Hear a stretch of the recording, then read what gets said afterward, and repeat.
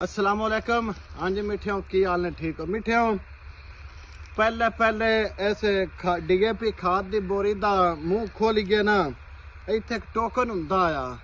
किसान वेख के बड़ा खुश हुंदा इस टोकन नूं।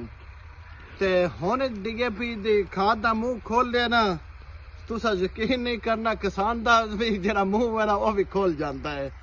बई खाद की एड्डी महंगी है, 16-17 हज़ार रुपए की बोरी है।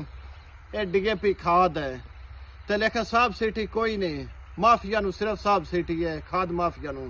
लेकिन उस टाइम यही खाद है, तकरीबन 7-8 हज़ार तो बोरी खाद होंदी है।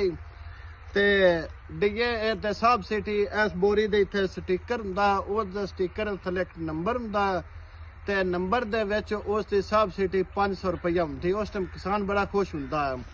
हुण पैसे भी डबल बड़ी दे ने ते किसान भी खुश को नहीं, ते ना वे टोकन हुंदा है। हुण जैसे वेने अगे रो नहीं आउंदे भी आ DAP दी खाद आउंदी पई, ओदा मुड़ 2 नंबर।